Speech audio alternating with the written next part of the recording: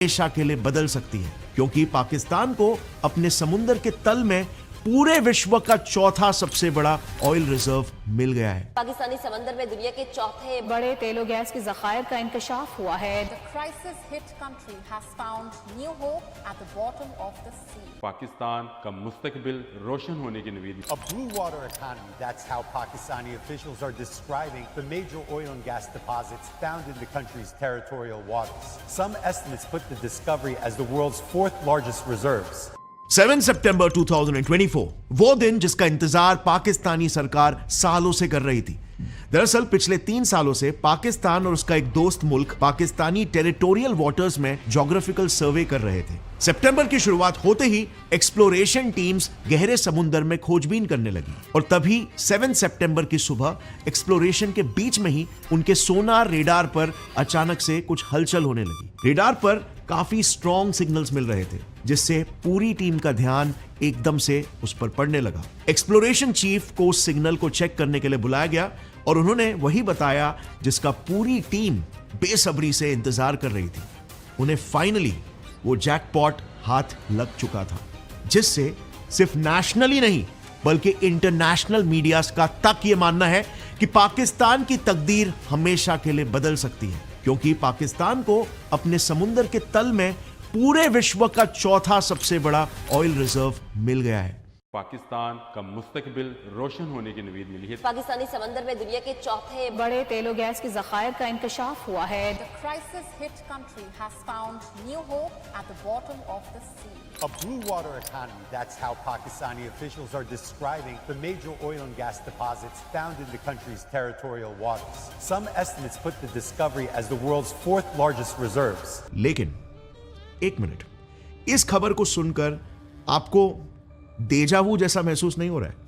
आज से 5 साल पहले तभी के पाकिस्तानी पीएम इमरान खान ने भी ओपन मीडिया में पाकिस्तान के सामने ऐसी कुछ खुश खबर सुनाई थी ना। इससे पहले इमरान खान ने भी यही कहा था कि उन्हें दुनिया का सबसे बड़ा गैस और ऑयल रिजर्व मिल चुका है पाकिस्तान में। इतना बड़ा गैस का जखीरा मिले कि पाकिस्तान को कभी अगले 50 साल में गैस की कहीं बाहर से मंगवाने की जरूरत नहीं पड़ेगी। इस न्यूज को भी तभी पाकिस्तानी मीडिया ने खूब सेलिब्रेट किया। कराची के करीब जेरे समंदर एशिया का तेल और गैस का सबसे बड़ा जखीरा दरियाफ्त हुआ है। इस समुद्र में तेल और गैस की दरियाफ्त के हवाले से अच्छी खबर आने ही वाली है। लेकिन बाद में पता चला कि वो न्यूज तो बिल्कुल ही फेक था। वहां पर एक बूंद भी तेल का या गैस नहीं मिला था। मगर क्या इस बार वाकई में पाकिस्तान के भाग्य खुल चुके हैं? क्योंकि पिछली बार तो सिर्फ पाकिस्तानी मीडिया और पीएम इमरान खान ने ही ऑयल डिस्कवर हुआ कहकर ढिंडोरा पीटा था। तेल और गैस के ज़खायर से मुताल्लिक कौम को जल्द खुशखबरी दूंगा, वज़ीर आज़म इमरान खान का ऐलान। कराची के करीब जेरे समंदर एशिया का तेल और गैस का सबसे बड़ा जखीरा दरियाफ्त हुआ है। 7 सितंबर 2024 को ओगरा के टॉप ऑफिशियल आरिफ मोहम्मद ने इस खुशखबरी को पूरे देश के सामने सुनाया। इसमें उनका यह कहना था कि इस नए नवेले डिस्कवर्ड तेल के कुएं में सिर्फ ऑयल और गैस ही नहीं बल्कि कई कीमती मिनरल्स और रेयर अर्थ एलिमेंट्स भी मिलने के हाई चांसेस है, जिनकी वैल्यू आमतौर पर बिलियंस ऑफ डॉलर्स में होती है। और अगर सब कुछ उनकी प्लानिंग के हिसाब से हुआ ना, तो इस कुएं से पाकिस्तान को जिंदगी भर दूसरे देशों से एलएनजी गैस इंपोर्ट करने की कोई जरूरत नहीं पड़ेगी। इन्हीं रिजर्व से वो रातों रात अपने देश का $200 बिलियन का कर्ज आसानी से चुका सकते हैं। 200 बिलियन डॉलर जो कर्जा दिया है वो पाकिस्तान में ये भी उतर सकता है। आपकी इंपोर्ट एलएनजी भी बंद हो सकती है। लेकिन हाँ, यहाँ पर एक बात गौर करने वाली है। आरिफ के हिसाब से इस कुएं से तेल एक्सट्रैक्ट करने के लिए पाकिस्तान को पहले तो $5 बिलियन की जरूरत पड़ेगी। अगर उन्हें ये $5 बिलियन मिल जाते हैं, तब कहीं जाकर 5 सालों बाद पाकिस्तान अपने सारे कर्ज चुका देगा, उसके काबिल बन जाएगा। अब $5 बिलियन खुदाई करने के लिए, यह सुनकर आपको दाल में कुछ काला नहीं लग रहा? वेल, असल में पूरी की पूरी दाल ही काली है। कभी आपको कोका कोला की लॉटरी जीतने का ईमेल आया क्या? मुझे तो पता है $100 मिलियन की लॉटरी लग गई थी, पर यार मेरे पैसे ना कस्टम्स में अटक गए थे। उसे छुड़ाने के लिए ये लॉटरी वाले बस सिर्फ 25,000 रुपए मांग रहे थे। मैंने कहा मेरे 100 मिलियन में से ना 25,000 क्या 1 मिलियन रख लो और पैसे घर पर भिजवा दो। उसके बाद से मेल आना ही बंद हो गया। पाकिस्तान के करतूतों से भी कुछ ऐसे ही अफ्रीकन स्कैम्स वाली बू नहीं आ रही क्या? क्योंकि इस बार पाकिस्तान में पिक्चर के किरदार अलग हो सकते हैं, उनके शब्द अलग हो सकते हैं, लेकिन इसकी स्क्रिप्ट एकदम सेम टू सेम है लाइक लास्ट टाइम। पाकिस्तान में सदियों से सेम स्क्रिप्ट वाली कहानी अलग अलग किरदारों के साथ हर 2 से 4 सालों में दोहराई जाती है। आगे समुंदर में गैस का कुआं अंदर खोदा जा रहा है और लगता ये है कि 1 हफ्ते के अंदर हमें पता चल जाएगा और हो सकता है कि वहाँ से इतना बड़ा गैस का ज़ख़ीरा मिले कि पाकिस्तान को कभी अगले 50 सालों में गैस की कहीं बाहर से मंगवाने की ज़रूरत नहीं पड़ेगी। मतलब समझाता हूं, जैसे मैंने शुरू में बताया था, मार्च 2019 में इमरान खान ने अनाउंस किया कि पाकिस्तान का नसीब अभी बदलने वाला है।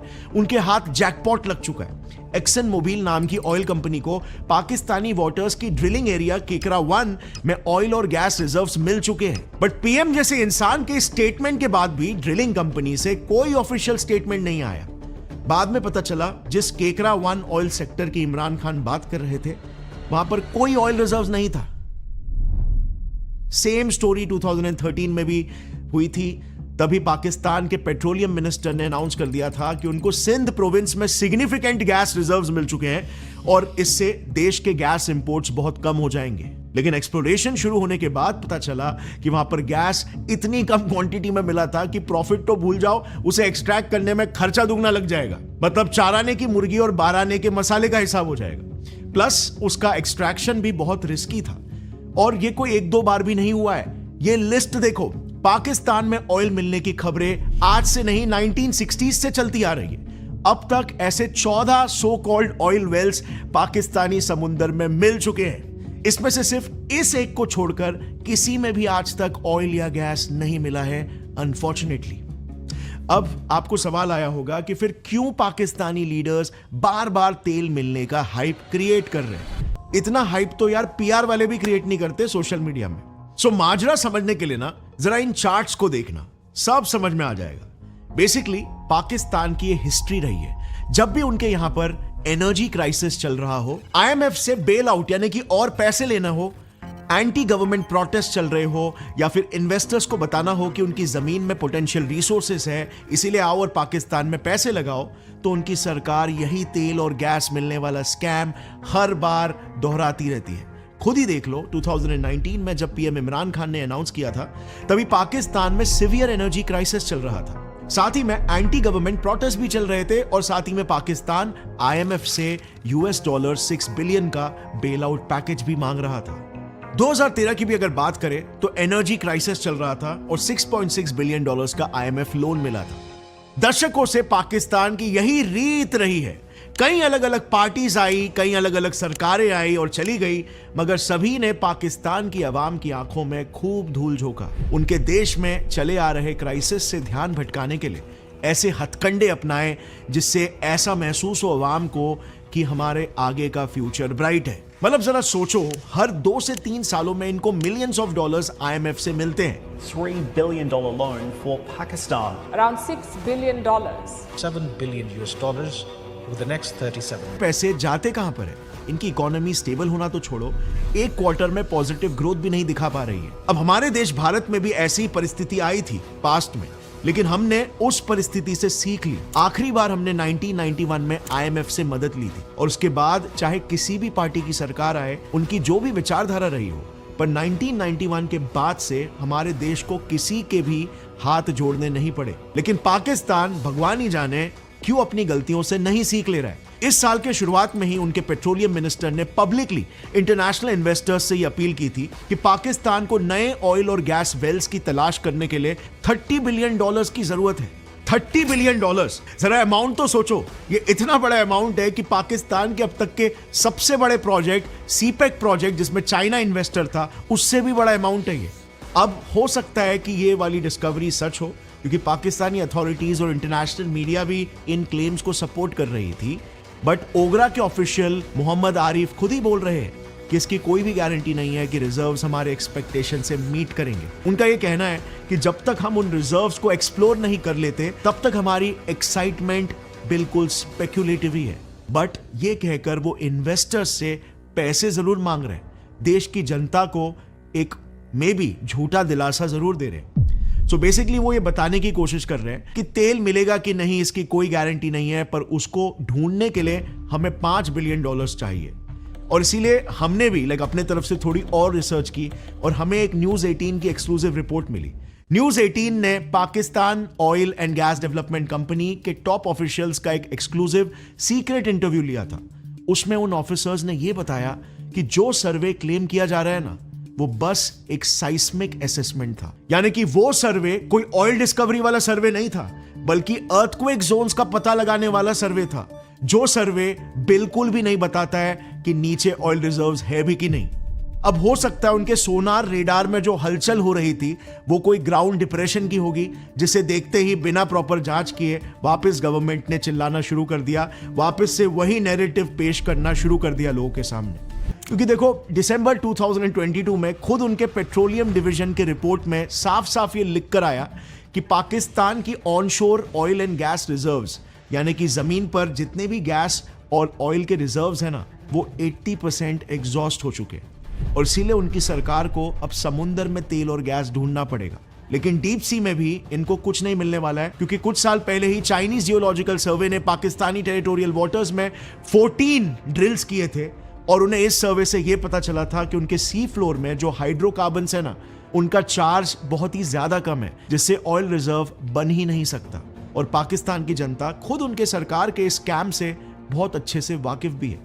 आप इस वीडियो के टाइटल को अगर YouTube पर डालोगे ना, तो आपको उस वीडियोस के कमेंट्स में दिख जाएगा कि पाकिस्तानी जनता खुद अपने ही सरकार के इस स्कैम से कितनी फेड अप हो चुकी है।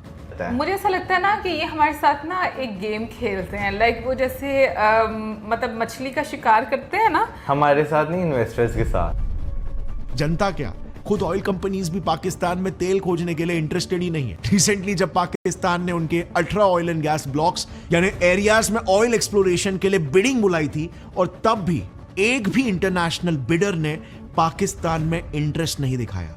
सिर्फ उनकी 2 लोकल कंपनीज, जिसमें से भी एक तो स्टेट ओन्ड है, उन्होंने 3 ब्लॉक्स पर बिड किया, और बाकी के 15 ब्लॉक्स को तो कोई पूछने भी नहीं आया।